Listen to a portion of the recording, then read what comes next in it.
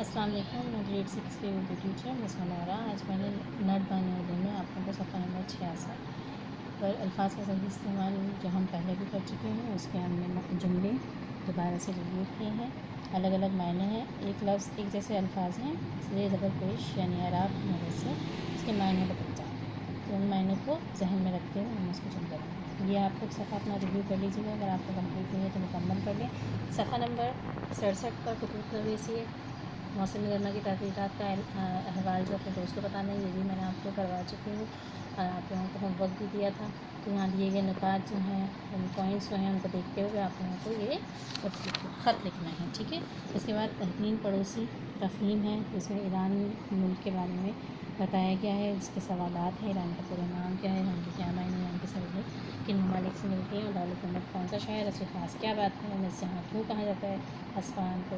یہ صحیح غلط ہیں، اور انگلش کے اردو الفاظ کو انگلش میں ترجمہ کرنا ہے، ٹھیک ہے۔ اس طرح سے آپ لوگوں کا یہ والی تفہیم جو تھی وہ بھی اس کی بھی آج میں نے ریویو کرا دیا۔ صفحہ نمبر 70 پر ہم نے کیا تھا خلاصہ نگاری۔ خلاصہ نگاری جملے لکھے ہوئے تھے، ان کو دیکھ کر ہمیں تلاش کر کے اور پھر اس کے صحیح جو معنی تھے ایک لفظ کے اندر بتا دینا کہ وہ کیا ہے۔ اس کا آدمی کسی کی پرواہ نہ اسے نامروا کہتے ہیں، تیرنے والے آدمی کو تیراک کہتے ہیں، جو آدمی کام نہ کرتا وہ کامچور کہلاتا ہے، نماز پڑھنے والا نمازی کہلاتا ہے، اور جناب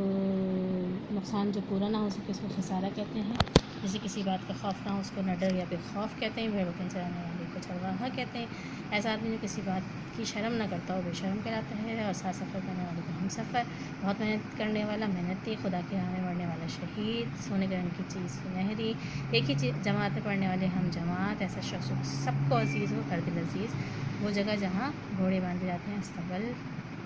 جو ہر کسی کی مدد کرتا ہے مددگار، ٹھیک ہے۔ اسی طرح سے غیر رسمی خط صفحہ نمبر 71 پر، وہ آپ لوگوں کو آپ لوگ پڑھ چکے ہیں، وہ آپ مجھے بتا دیں، ٹھیک ہے۔ صفحہ نمبر 71 پر غیر رسمی خط ہے اور خطاب اور تخلص، یہ کام ہم لوگوں نے کیا تھا، ساتھ ہی ساتھ کہانی نویسی،